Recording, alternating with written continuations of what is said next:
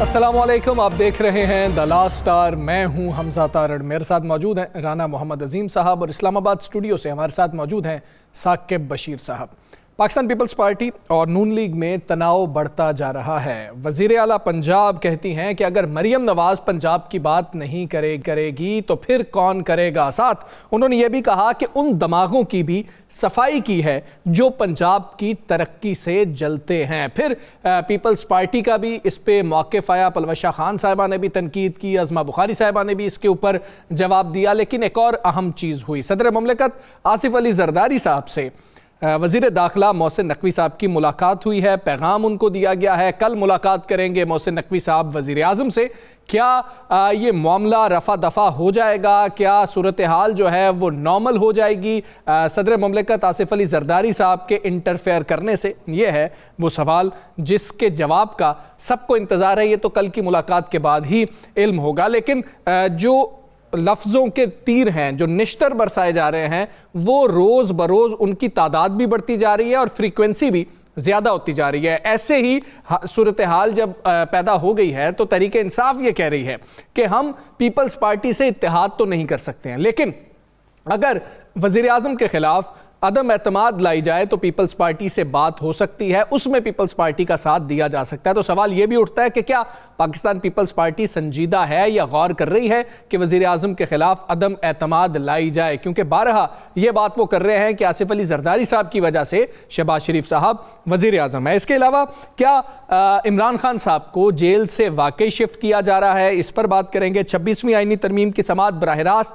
नशर की जाएगी, ये फैसला हुआ है। इसके क्या असरात होंगे और ये जो अब समाअत होनी है इसकी इंपॉर्टेंस क्या है, इस पर भी बात होगी। इसके अलावा पंजाब हुकूमत ने इमरान खान के जो 9 मई के केसेस हैं उनका जेल ट्रायल करने का फैसला किया है। दीगर केसेस पर इसके क्या असरात होंगे, इस पर भी बात करेंगे। सबसे पहले ये जो पीपल्स पार्टी और नून लीग के रहनुमा एक दूसरे के बारे में बातें हैं, बयान दे रहे हैं, आपको वो सुना देते।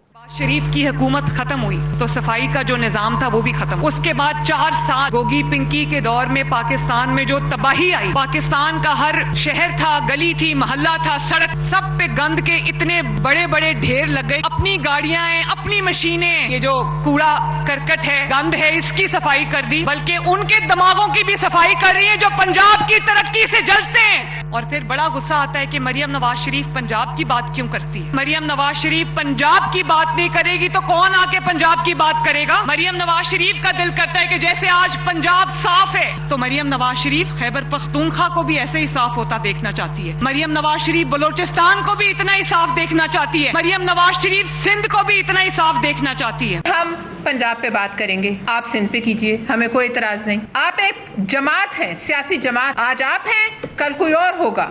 आप पंजाब नहीं हैं, क्योंकि पंजाब हमारा भी है, पंजाब पूरे पाकिस्तान का है और पंजाब फतह नहीं। उस्मा बुखारी साहिबा से ये पूछना चाहता हूँ कि 25 सितंबर से पहले पीपल्स पार्टी की कितनी प्रेस कॉन्फ्रेंसेज हुई हैं पंजाब गवर्नमेंट के खिलाफ, मुझे बता दें। अगर हमारे ऊपर, हमारी लीडरशिप के ऊपर कोई सख्त बातें करेगा तो पीपल्स पार्टी उसका जवाब देने का हक रखती है। कि पीपल्स पार्टी के चेयरमैन बिलावल भुट्टो जरदारी साहब ने कोई 7 करोड़ रुपए के टेंट हमें दिए थे, जो हमने पंजाब हुकूमत का तो इंतजार नहीं किया हमने कि वो हमें टेंट देंगे। हर रोज हम ये राशन तकसीम कर रहे हैं, नहीं समझते हमें पंजाब का हिस्सा। आपको लगता है कि जंग के बाद पंजाब खत्म हो जाता है तो वो और बात है। जी राना साहब, अगर मरियम नवाज शरीफ बात नहीं करेंगी पंजाब की तो कौन करेगा? वो कह रही हैं अगर वज़ीर आला ही खामोश हो जाएगा तो फिर कौन बात करेगा? साथ अज़मा बुखारी साहिबा कह रही हैं कि जी कि बार बार आप मरसू मरसू वाला नारा लगाते हैं, तो जब पंजाब का नारा लगता है तो तब आपको बुरा क्यों लगता है? ये क्यों मामला थमने जा रहा है आसिफ अली जरदारी साहब के इंटरफेरेंस के बाद? बिस्मिल्लाहिर्रहमानिर्रहीम, अस्सलातु वस्सलामु अलैका या सय्यदी या रसूल अल्लाह, अस्सलातु वस्सलामु अलैका या सय्यदी या हबीब अल्लाह। ताजदार ख़त्मे नबूवत जिंदाबाद जिंदाबाद। ताड़ साहब एक पंजाबी का फिक्रा है, सच आखां ते भजन खाखां ते मैं डरती सच ना आखां। अगर तो सच सामने लेकर आए तो इनमें से कौन सिंध का वाली है और कौन पंजाब का वाली है, ये भी तो सबको पता होना चाहिए ना। ज़बरदस्ती किसी को कोई चीज़ दे देना किसी भी सूबे में, चाहे वो KP के हो, चाहे वो बलोचिस्तान हो, अवाम किसके साथ खड़ी है? अवाम के वोट किसको पड़े हैं? अवाम के हवाले से क्या फ़ैसला है? अवाम किसको चाहती है? आप जलसों में, जुलूसों में, हर चीज़ में बड़े ऐसी चीज़ें मौजूद होती हैं, आप सरकारी मुलाजमीन को बढ़ा के चाहत आप कर सकते हैं। सिंध वाले भी प्रेस कॉन्फ्रेंस में अच्छी प्रेस कॉन्फ्रेंस कर सकते हैं, लेकिन आपको ज़हन में रखिएगा ये दोनों जो जमातें हैं ना, ये कभी भी इक़्तिदार के तालाब से बाहर नहीं निकलेंगी। अच्छा, ये सारा कल आपने गौर नहीं किया, शायद कल कौसर काज़मी साहब ने कहा जी देखें हमारी लड़ाई ना होती तो हर वक्त तहरीक इंसाफ के बानी जो हैं, जो अडयाला में है, वही डिस्कस होते ना। हमारी लड़ाई शुरू हुई है तो हम डिस्कस होना शुरू हुए हैं ना, और वो डिस्कस नहीं हो रहे। यानी कल तो उन्होंने बात को खोल के रख दिया ना जी। बात ये है बड़ी सिंपल सी और सादी सी। पंजाब में सबसे ज़्यादा हुकूमत मुस्लिम लीग नून की रही है जी। सिंध में सबसे ज़्यादा हुकूमत पीपल्स पार्टी की रही है।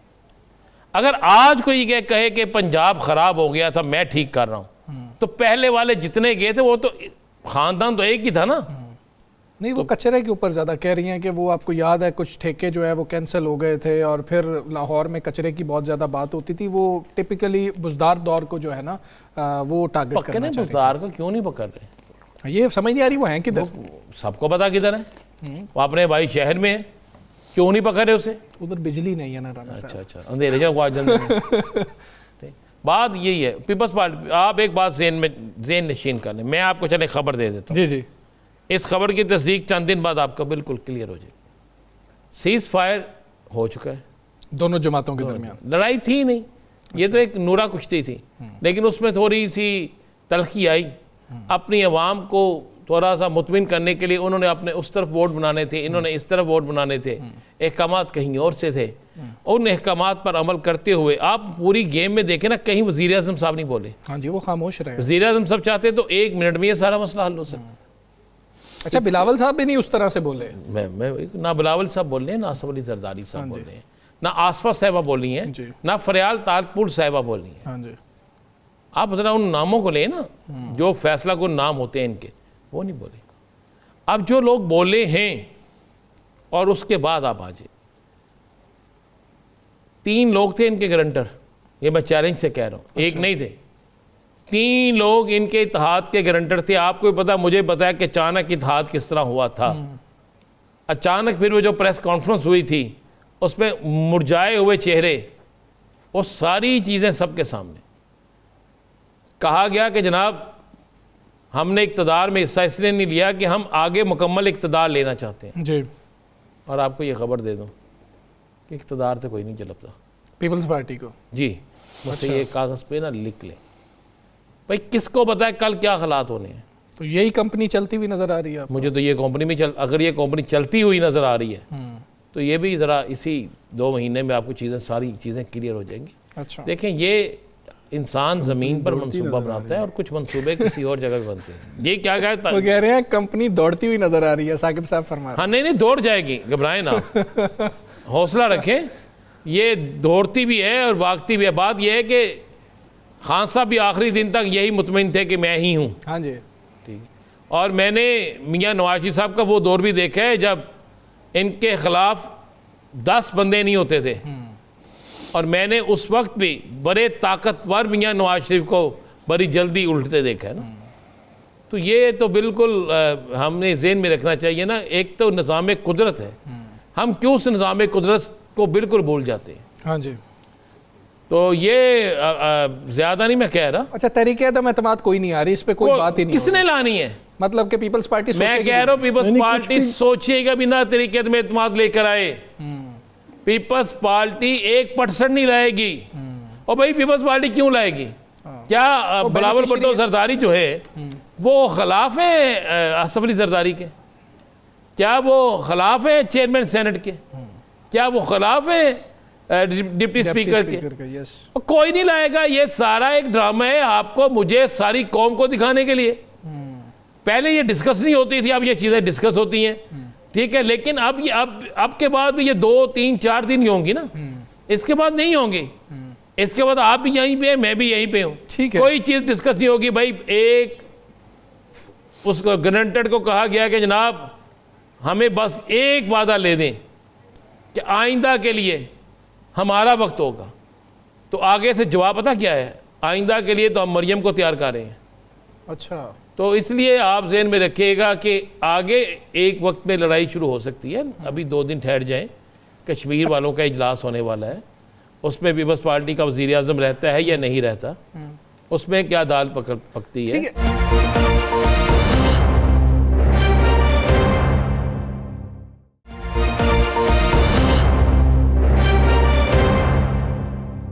साकिब साहब, आपकी जानिब आऊँगा। बड़ी अहम बात है जो राना साहब ने अभी की है कि मरियम साहिबा जो हैं उनके हवाले से वफाक की बात तो होती है, लेकिन जब आप इस तरह से सूबे में चलें, आपके पास की पोस्ट है, आप चीफ एग्जीक्यूटिव हैं, जब आप इस तरह की बात करते हैं और आपकी नज़र फ्यूचर में वफाक पे होती है, तो आप समझते नहीं हैं कि पोजीशन कमज़ोर हो जाती है जब आपको वफाक की अलामत समझा जाएगा और वफाक की जाके नुमाइंदगी आपने करनी होगी। और ये सारी एपिसोड के अंदर आपको लगता है कि ये दोनों जमातों में से अगर हम बात करें तो किसको ज़्यादा फ़ायदा हुआ है? क्योंकि हमने एक फ़र्क देखा है, मरियम नवाज साहिबा जो बात करती हैं ना, वो किसी ऐसी तकरीब में आके करती हैं कि जो तकरीब अपने सूबे के लिए वो कुछ अनाउंस कर रही हो या फिर अपने सूबे के लिए कोई इकदाम कर रही हो, लेकिन पीपल्स पार्टी जो जवाब देती है वो प्रेस कॉन्फ्रेंस में देती है। तो यहाँ पर भी एक मवाजना किया जाए तो उनके पास कोई तकरीब नहीं है वैसी। अच्छा, एक हमजा हमें नहीं बोलना चाहिए कि इनकी जो जब बैठे थे हुकूमत बनाने के लिए, तो उससे पहले एक कमिश्नर, पिंडी के कमिश्नर थे, उन्होंने एक बड़ा इंकशाफ किया था। वो अब कहाँ पे हैं, क्या तहकीकात हुई, क्या इंक्वायरी हुई, उनका कोई अता पता नहीं है। लेकिन उसके फ़ौरन बाद और उसमें इम्पॉर्टेंट ये था, उन्होंने कहा था कि ये सारी जो जेलम रावलपिंडी डिवीज़न की जो सीटें हैं सारी जनाब ये उधर की थी और इधर कर दी गई। तो बहुत सारे जो इशारे उसमें मौजूद थे। और उसके बाद हमने देखा कि पीपल्स पार्टी और मुस्लिम लीग नून अचानक रात 11 बजे, पता ही नहीं था, रात 11 साढ़े 11 बजे सारे इकट्ठे एक प्रेस कॉन्फ्रेंस में बैठे और उन्होंने कहा जी हम जी हुकूमत बनाने जा रहे हैं। तो इसलिए ये कहीं नहीं जा रहे।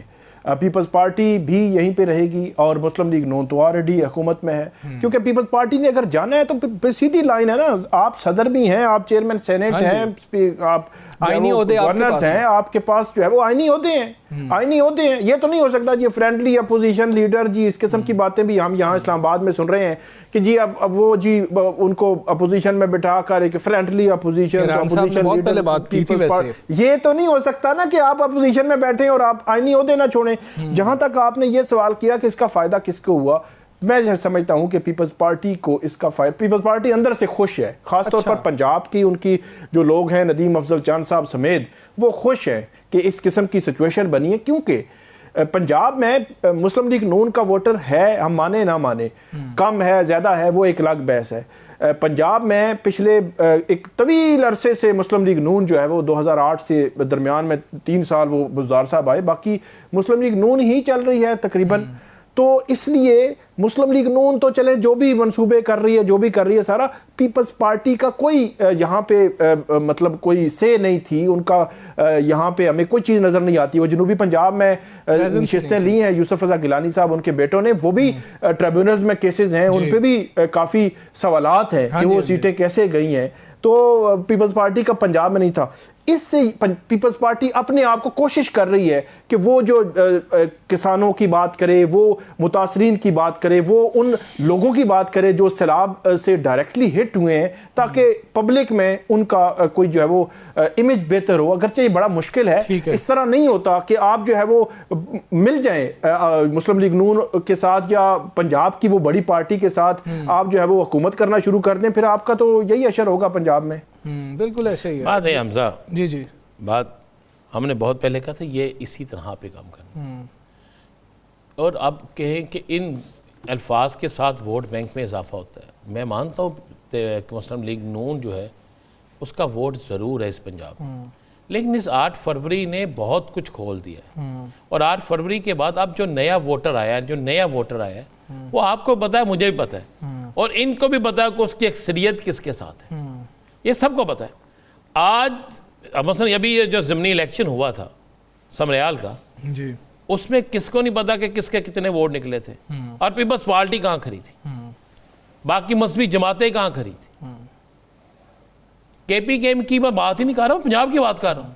लेकिन इस तरह पीपल्स पार्टी एफर्ट छोड़ भी तो नहीं ना राना साहब सकती है बिल्कुल हाथ खड़े करके बैठ जाए। सर पीपल्स पार्टी जितनी देर तक इक़्तिदार की पार्टी से अलहदा नहीं होगी, हाँ ये बात ठीक है। उस वक्त तक पीपल्स पार्टी, क्या पीपल्स पार्टी पंजाब में किसानों के एहतजाज में जाएगी? अच्छा राना साहब, इसमें एक और सवाल भी है कि क्या पंजाब हुकूमत, खुसूसी तौर पे वज़ीर आला पंजाब ये समझती हैं कि अगर हम कुछ बेहतर कर रहे हैं, क्योंकि जाहिर है हर हुकूमत ये समझती है कि हम बहुत बेहतर कर रहे हैं, अगर हम कुछ बेहतर कर रहे हैं तो उसका क्रेडिट ये ना हो कि पीपल्स पार्टी लेती रहे कल को आके कि जी कि ये तो हमने इनको कहा था तो इन्होंने किया, ये भी हमने इनको कहा था तो इन्होंने किया, तो वो ये समझती हो कि भाई इनको साइड पे करें, जो कर रही हूँ मैं। मेरा दिल करता है कि एक दिन आप, मैं और साकिब साहब आ जाएं, हम तीनों चले शकरगढ़ से लेके रहीम यार खां तक, सैलाब के उन तमाम इलाकों में जाए और फिर हम प्रोग्राम करें ना करें, एक जाती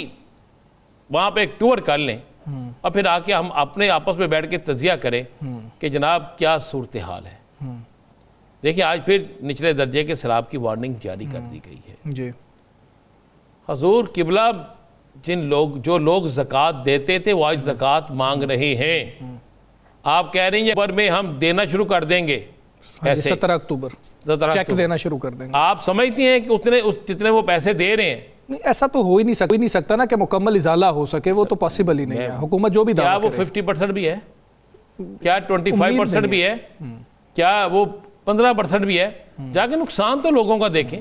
एक कमरा कितने में तैयार होता है, एक घर किस तरह तैयार होता है? लेकिन राना साहब कंपैरिजन तो बहरहाल इन्हीं हुकूमतों का एक दूसरे से होना है ना, कि वो पंजाब गवर्नमेंट ये कहती है कि जिस तरीके से हमने किया है बाकियों ने तो उसका 5% भी नहीं किया, और अगर आप देखें वो कह देते हैं कि जी कि फोटो यहीं बैठा जाए, हौसला कर लें थोड़ा सा। जी जी हजूर किबला, KPK ने जो पैसे दिए हैं, जिनके पास तो वफाक भी कुछ नहीं देता, सर उन पैसों का अभी आपने ये नेट खोले ना, अभी यहाँ से रिजल्ट निकाल के देख लें KPK ने कितने पैसे दिए, खोल के देख लें आप, बता दें कि क्या क्या फ़र्क है उसके अंदर। और अब ज़मीन आसमान का फ़र्क है। ना होने के वसाइल के बावजूद भी KPK के अंदर इतने ज़्यादा पैसे दिए गए हैं कि आप सोच नहीं सकते, हालांकि उनके पास इतने वसाइल नहीं हैं। नहीं, अपने सूबे के तो उनको सारे पैसे मिलते हैं ना, जो सूबों की अपनी अपनी जो एक कितने पैसे लेने हैं उन्होंने वफाक से? वो तो अपने NFC अवार्ड के तहत वो फाटा वगैरह के मांगते हैं ना, लेकिन उनको अपने तो मिलते हैं। अपने जो मिलते हैं, हाँ, तो वो उसमें से पंजाब को भी वही NFC अवार्ड मिलता है कि जो एक तय हो गया उसी फार्मूले के तहत। पंजाब को और भी बड़ा कुछ मिलता है, हमारा सारे सूबों को मिलना चाहिए, ये मैं तो नहीं कह रहा। वफाक मुझे बता दें कि हम जितना उधार चढ़ा हुआ है, ये पंजाब गवर्नमेंट पे कितना उधार है, वफाक पे कितना है, KP में कितना है, बलोचिस्तान पे कितना उधार, कितना कर्ज है, कितने के मकरूज है, ये चेक तो करें। कल के प्रोग्राम में ये सारे फिगर आगे रख लेंगे और फिर आपको ठीक है। लेकिन राना साहब इस पे भी जो है, इस पे हम जरूर बात करेंगे। हम कहते हैं कि सलाह सदगान की पूरी मदद होनी चाहिए। वो मरियम साहबा करें, वो अली मीन गंडापुर करे, वो शाह साहब करे सिंध में, चाहे कोई भी करे, ये करनी चाहिए, ये होनी चाहिए। इसलिए होनी चाहिए कि ये अजाले के बगैर गुजारा नहीं है। नहीं तो आप जहन नशीन कर लीजिएगा एक बात को कि अब लोगों ने खामोश नहीं बैठना। ठीक है, अब आप ये सोचें कि लोग खामोश बैठ जाएंगे। अब अगर आप देखें, तहरीक इंसाफ को तो आप डंडे मार लेंगे, तहरीक इंसाफ के बंदे तोड़ लेंगे, तहरीक इंसाफ पर आप मुकदमा दर्ज कर लेंगे। भाई बहुत से लोग ऐसे हैं जो तहरीक इंसाफ के नहीं हैं, लेकिन जब अपने हकूक के लिए निकलेंगे नहीं रोक सकेंगे आप। मैंने इसी पाकिस्तान, मैंने पहले भी कहा, मैंने इसी पाकिस्तान में एजुटेशन देखी है। मैं खुद एक पॉलिटिकल वर्क कर रहा हूं, मेरा मुस्लिम लीग नून से बहुत करीब तरीन तल्लक रहा है, मैं उसका बड़ा अच्छा कारकुन रहा हूं जब हम जर्नलिज्म नहीं करते थे। मैं स्टूडेंट पॉलिटिक्स मैंने इनके की है, लेकिन तारड़ साहब बहुत बड़े बुर्ज उल्टते देखे हैं। क्या मरियम उसके बेनज़ीर भट्टू शहीद की शहादत के बाद हालात चेंज नहीं हुए थे? बिल्कुल हुए थे। क्या नवाज शरीफ साहब के वतन की जलावतनी के बाद क्या मुस्लिम लीग इतनी सीटें ले सकी थी जितनी तहरीक इंसाफ ने ली है? नहीं। चला वतनी में फिर सहूलत है, आप वहाँ बैठ के बात कर सकते हैं, और जब जेल में आप हों, जब कैदो बंद में आप हों, वो तो बड़ा मार्शल मुशर्रफ दौर था ना उसका। ये आपने तो ये आपने क्या वो मार्शल था मुशर्रफ दौर का? हाँ जी। ये तो जमहूरियत थी ना यार। कौन सी? जब इमरान खान गिरफ्तार हुए। नहीं, जमहूरियत नहीं थी। नहीं राना साहब, जमहूरियत नहीं थी। जब इमरान खान गिरफ्तार हुआ जमहूरियत नहीं थी? मेरा यही सवाल है। जमहूरियत थी ना? हाँ। तो उस जमहूरियत में भी जो हुआ तो उसमें क्या हुआ, फिर अवाम ने क्या रिजल्ट दिया? ठीक है।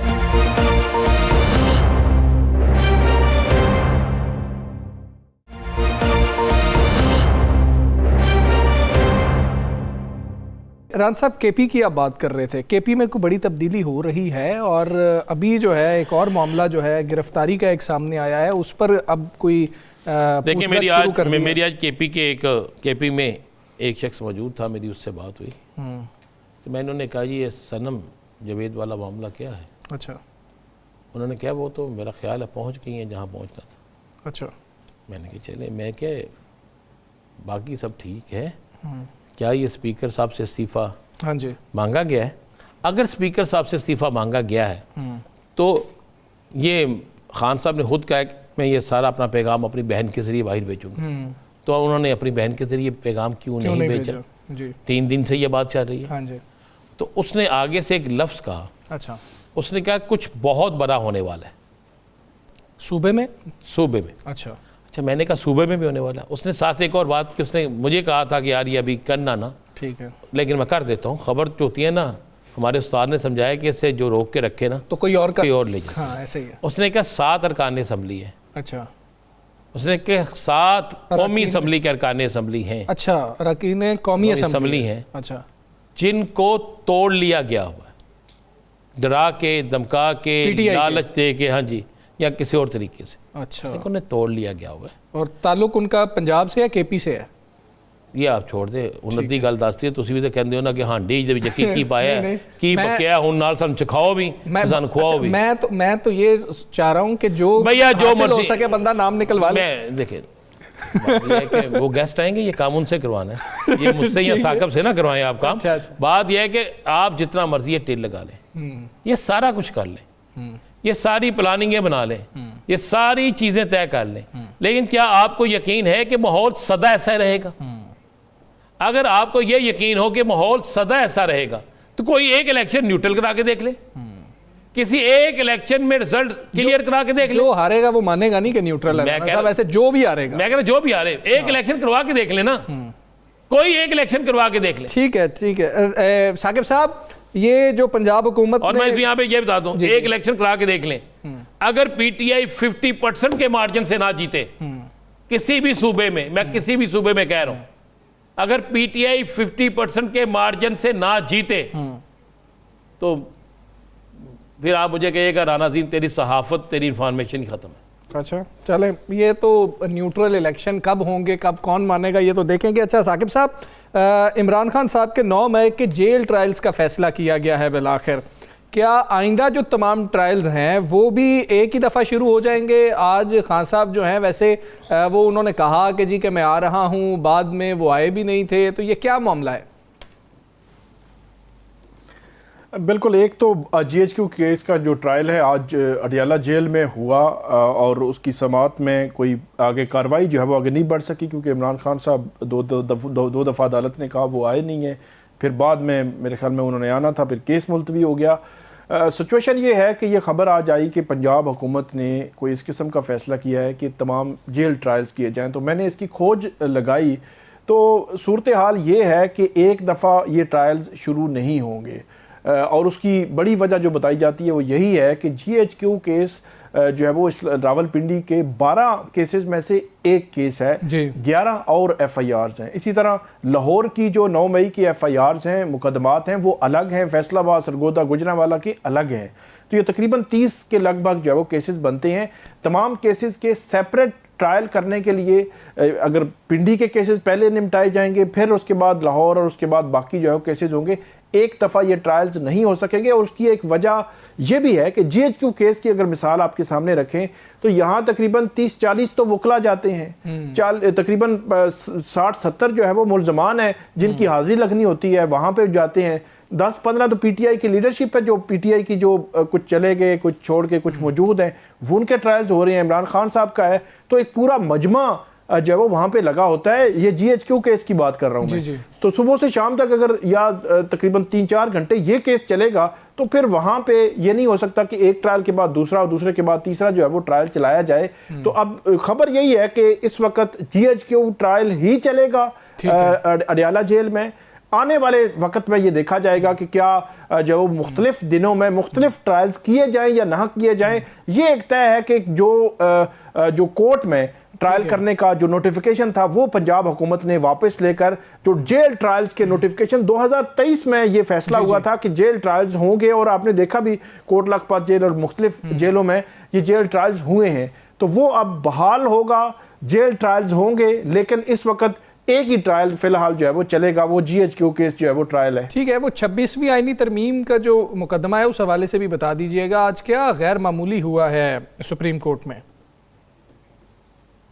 एक तो जो बहुत ही गैर मामूली जो सूरत हाल वहाँ पे हमें नज़र आई वो यही थी कि सुप्रीम कोर्ट ऑफ पाकिस्तान में ये पॉइंट रखा गया कि आप इसको लाइव प्रोसीडिंग आप दिखाएं। तो लाइव प्रोसीडिंग पे जब बहुत दलाइल भी हुए और ये बात भी हुई कि जो 26वीं तरमीम है वो अंधेरे में हुई, मतलब रात गए हुई थी, तो अब जो है वो जो कुछ भी हो वो पूरी आवाम के पब्लिक में पाकिस्तान के सामने हो, सारी आवाम जो देख सके। तो वहाँ पे जो जजेस की जानिब से, इससे पहले भी हम ये बात कर चुके हैं कि जजेस की जानिब से ये जो है वो खदशे का इजहार किया गया कि कोई भी सहूलत जब दी जाती है उसको इस्तेमाल किया जाता है, यही लाइव प्रोसीडिंग, तो उसका मिसयूज होता है।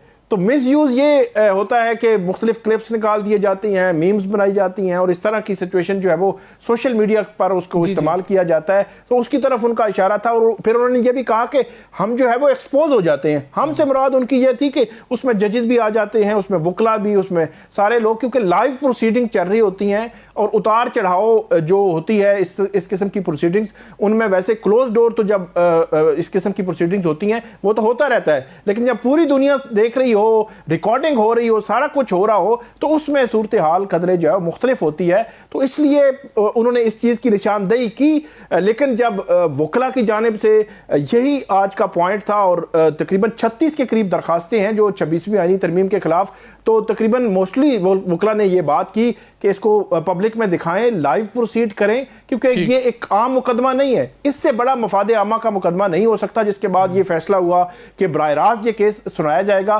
कल 11:30 बजे बराह रास्त होगा, और उसमें एक और पॉइंट भी है कि कल फैसला होगा कि ये केस अब यही बेंच 8 रुकनी बेंच सुनेगा, आईनी बेंच सुनेगा, या फुल कोर्ट जो है वो सुप्रीम कोर्ट की 14 जजेस की वो सुनेगी। ये कल जो है वो सुप्रीम कोर्ट के इस आईनी बेंच जो है वो फैसला कर देगा। ठीक है, आईनी बेंच ये भी फैसला करेगा कि ये मुकदमा सुनेगा कौन, और ये कल जो है उम्मीद की जा रही है कि फैसला हो भी जाएगा। दरखास्त साकिब साहब के जरिए पहुँचाते हैं। साकिब साहब ये दरखास्त पहुँचाएँ ज़रा आप अदलिया को, हमारी मोअज़्ज़ज़ अदलिया को, तो हम तो रात 1-1 बजे तक केस सुन सकते हैं। तो इमरान खान के केस चलाएँ। देखिए सलमान अकबर राजा ने आज इस पर खुश आमदीद का है कि अच्छी बात है ये केस चले, तो कोई बात नहीं है, चलाएं, रात 2-2 बजे तक चलाएं। इसी बहाने केस यहाँ अगर वो सज़ा देना चाहते हैं सज़ा हो जाएगी, अगर वो बरी करना चाहते हैं बरी हो जाएगी। इमरान साहब आप जा रहे हैं कि साकिब साहब जो हैं वो अदालत में हो, हमारे पास शो में ना हो? नहीं, अदालत साकिब साहब शो में ही होंगे लेकिन अदालत जो है ना उनको भी तो कुछ काम होना चाहिए। ठीक है, चले वो भी रात गए तक जो है ना काम करें इसके ऊपर। ये साकिब साहब अगर आप मुनासिब समझे तो ये जो तजवीज़ है ना ये पहुंचा दीजिए। हमारे साथ मौजूद है पाकिस्तान तहरीक इंसाफ के रहनुमा बैरिस्टर शाहिद मसूद साहब। बैरिस्टर साहब अस्सलाम वालेकुम, बहुत शुक्रिया आपका। बैरिस्टर साहब पहले ये नून लीग और पीपल्स पार्टी वाले मामले पे बात कर लेते हैं। आप लोगों को एक अपॉर्चुनिटी बहरहाल नजर आ रही है कि चले अगर कोई मामलात बिगड़ते हैं तो पीपल्स पार्टी को साथ मिला के कोई तहरीके अदम एतमाद आ सके। आप लोगों को लगता है कि ये मामला इतना संजीदा है और पीपल्स पार्टी के ऊपर भरोसा करके पाकिस्तान तहरीक इंसाफ अगर वो मान भी जाते हैं तो तहरीके अदम एतमाद के लिए जा सकती? बिस्मिल्लाहिर्रहमानिर्रहीम। बहुत शुक्रिया तारिक साहब, आपने शो में बुलाया और बात करने का मौका दिया। गुजारिश ये है, बिल्कुल किसी किस्म की कोई अपॉर्चुनिटी ना हम इसके अंदर देख रहे हैं, ना हम इसको अपॉर्चुनिटी समझते हैं, क्योंकि मेरे कायद इमरान खान ने ये तो बहुत पहले कह दिया था कि ये दोनों मेरे खिलाफ इकट्ठे होके इस मुल्क को तरक्की और जो है इस्तेहकाम के रास्ते से हटाएंगे। और आपने देखा पीडीएम की गवर्नमेंट बनी जो 1.5 साल चली, उसके बाद ये जो 8 फरवरी का इलेक्शन बना, और उसके बाद अब ये सैलाब के मामले के ऊपर ये सिर्फ एक तमाशा रचाया जा रहा है। कोई अवाम के जो फैक्टर्स हैं उनकी कोई बात ही नहीं कर रहा। जो लोग बेचारे सैलाब के अंदर जो परेशान हाल, जिनके घर लुट गए, जिनके जानवर जो है वो या तो बह गए या उनको चारे की वजह से वो मर रहे हैं, जिन लोगों के घर के अंदर अनाज नहीं है और ये बैठ के एक दूसरे के साथ जो है वो धींगा मुश्ती कर रहे हैं और उसका रिजल्ट कोई नहीं है। मुझे पता है पीपल्स पार्टी कहती है कि हम जो है वो सैलाब ज़दगान के मुतासरीन के हवाले से बात करने चाह रहे हैं कि उनको एड दी जाए। तो कौन सी एड आई अभी तक तो कैलकुलेशंस कंप्लीट नहीं हो सकी। जिन लोगों को फौरी तौर पे जरूरत है, आगे आलू की फसल का मामला है, ये सारा ज़रूरी रकबा था, आलू की फसल का मामला है। वो जो एक चीफ मिनिस्टर बैठी हैं जिनका मुझे समझ नहीं आती, अगर उनको खुद समझ नहीं है, वो जिम्मेदार घराने से नहीं है, तो किसी जिम्मेदार को अपने पास बिठा लें और बिठाकर पूछ लें कि एक फसल के ऊपर खर्चा आता कितना है। उन्होंने 20,000 रुपए का ऐलान कर दिया, फी एकड़ देंगे। 20,000 रुपए के अंदर तो फसल का बीज नहीं आना। तो what about fertilisers, what about pesticides, insecticides, उसके ऊपर स्प्रेज होनी है तो कम से कम 1 लाख रुपए का खर्चा है। लेकिन मैं बिल्कुल ये समझता हूं कि ना पीपल्स पार्टी इसके ऊपर संजीदा है, सिर्फ जुबानी जमा खर्च है, ना मुस्लिम लीग नून को इन लोगों से कुछ सरोकार है। और उसकी बुनियादी वजह यह है कि ये फॉर्म 47 वाले हैं, इनको पता है कि इन्होंने अवाम से वोट लेकर कल को भी नहीं आना, और ये जिनकी तरफ देख रहे हैं और वो आपको भी पता है, और ये उनकी तरफ देखते हुए अपना टाइम गुजार रहे हैं, एक दूसरे के साथ इस तरह की बातें करेंगे, अपने थोड़े रेट्स बढ़ाएंगे और उसके बाद जो है ये इसी तरह इसको लेकर चलेंगे।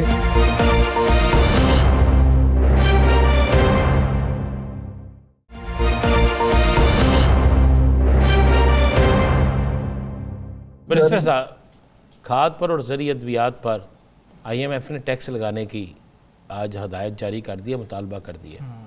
ये तो आप लोगों के लिए आने वाले दिनों में, जो कि आप भी एक ज़िम्मेदार भी हैं, बड़ा मुश्किल सबकदार है। मुझे ये बताएं, बाकी काम छोड़ दें, ये क्या कर रहे हैं हम इनसे पूछ लेंगे, अवाम इनसे पूछ लेगी, इनका वोटर इनसे पूछ लेगा। KPK से आपकी एक खातून रहनुमा गिरफ़्तार हो जाती हैं, आप उसका अगवा का पर्चा कटवा देते हैं। अली मीन गंडापुर साहब के 90 दिन पूरे होने को हैं। खान साहब, हो सकता है आगे जाके उनकी मुलाकातें बिल्कुल बंद हो जाएं। तहरीक इंसाफ के पास क्या प्लान है? क्योंकि अक्टूबर नवंबर तो आप लोग कहते हैं कि हम सब कुछ कर जाएंगे, तो क्या प्लान है आपके पास? देखिए राणा साहब, एक तो आपने जो खादों की बात की, मैं थोड़ा सा यहाँ पे कुछ स्टेटिस्टिक्स देना चाहूंगा। आज से ठीक 20 या 25 दिन पहले जो DAP की कीमत थी पंजाब के अंदर वो 12,000 थी, आज 14,000 रुपए के अंदर भी नहीं मिल रही, शॉर्टेज इतनी है। तो इन लोगों ने क्या बदावा करना है? वो जालिब ने कहा था ना कि तुमने लूटा है सदियों हमारा सुकून, अब ना हम पर चलेगा तुम्हारा फसूं, चारागर मैं तुम्हें किस तरह से कहूं, तुम नहीं चारागर कोई माने मगर मैं नहीं मानता। तो ये तो हालात इस तरह के हैं। और दूसरी बात जो आपने की KPK के हवाले से और इस तहरीक के हवाले से, देखिए राणा साहब, आपको भी पता है कि जिस किस्म के हालात से पाकिस्तान तहरीक इंसाफ गुजर रही है, वर्कर से लेकर चीफ मिनिस्टर KPK तक, रियासती जबर और इस हुकूमत की फस्तायत का शिकार है। हम लोग रोज मुख्तलिफ मुकदमात के अंदर, अदालतों के अंदर पेश हो रहे हैं और हमारी एक ही इल्तजा होती है कि हमारे केसेस को सुना जाए। जो इमरान खान वाले केस के अंदर भी जो केसेस हैं, पहले आप बात कर रहे थे, वो 370 केसेस हैं। अभी तो कुछ का ट्रायल स्टार्ट हुआ है, अभी तो बाकी सारे के सारे पड़े हुए। हम तो कहते हैं कि आए तो सही सामने, आकर बात करें और मतलब हमारे केसेस को सुना जाए और इनको इंसाफ के मुताबिक जो है इनके फैसले किए जाए। लेकिन शोमी किस्मत आप देखते हैं कि 26वीं आईनी तरमीम के बाद कोई एक भी फैसला ऐसा नहीं आया जिसके अंदर पाकिस्तान तहरीक इंसाफ ये समझती हो कि आइन और कानून के तकाजे या इंसाफ के तकाजे पूरे किए गए हैं।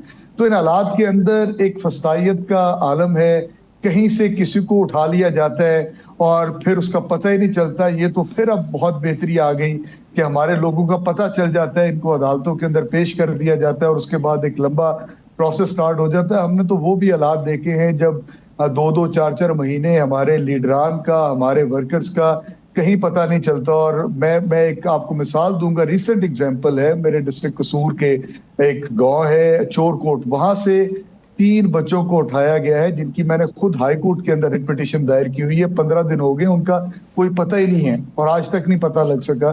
तो ये इस किस्म के हालात हैं जिनके अंदर हम ये समझते हैं कि पाकिस्तान तहरीक इंसाफ वो इसलिए खड़ी है क्योंकि अवाम उसके साथ खड़ी है। जब भी इमरान खान साहब कॉल देते हैं अवाम निकलती है, लब्बैक कहते हुए निकलती है। और ये बात आपकी दुरुस्त है कि आने वाले दिनों के अंदर शायद और मामला खराब होने जा रहे हैं। इमरान खान साहब को शायद ये सॉलिटरी कन्फाइनमेंट के अंदर रखने जा रहे हैं, लेकिन अवाम ये चीज देख रही है और मेरा ख्याल है कि ये शायद अब चीज बर्दाश्त से बाहर हो जाए, लोग सड़कों पे निकल आए। हम लोग तहरीक के अंदर हैं, लोगों को मोबिलाइज किए हुए हैं, सिर्फ इमरान खान साहब की कॉल का इंतजार है। जैसे ही वो कॉल देंगे इंशाल्लाह पंजाब भी निकलेगा, केपी भी निकलेगा, क्योंकि लीडर इमरान खान है। उनकी कॉल 100% लब्बैक अवाम पाकिस्तान के लिए। जी साकिब साहब।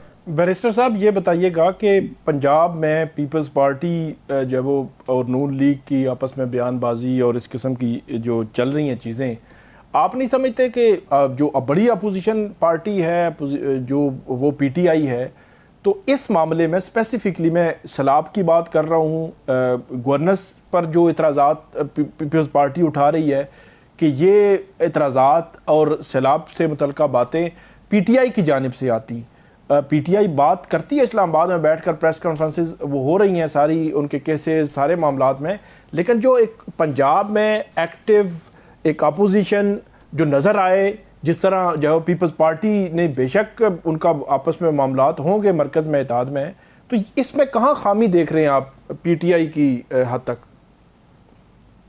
देखिए साकिब साहब, खामी तो मैं कहीं नहीं देखता और मैं ये कहूंगा कि देखिए आपकी पंजाब असेंबली है, ऑपोजिशन लीडर हमारे मलिक अहमद खान बचर साहब को इन्होंने डिस्क्वालीफाई किया, कन्विक्ट किया। आपकी पार्लियामेंट थी, वहां पे आप उमर अयूब खान साहब जो ऑपोजिशन लीडर थे उनको निकाला गया। फिर जो है आपके सेनेट के अंदर जो ऑपोजिशन थी शिबली फराज साहब, उनको इन्होंने निकाला। तो ये हुकूमत तो ऑपोजिशन के चक्कर में है ही नहीं कि कोई ऑपोजिशन आए और हम पे तनकीद करे। और जहां तक आपने मसाइल के निशानदेही की बात की, तो मेरा ख्याल है पाकिस्तान तहरीक इंसाफ वाहिद वो जमात है जिसने सैलाब के अंदर एक एक कूचे के अंदर गई है, एक एक देहात के अंदर गई है जहां पे सैलाब से जो है वो तबाहकारियां हुई।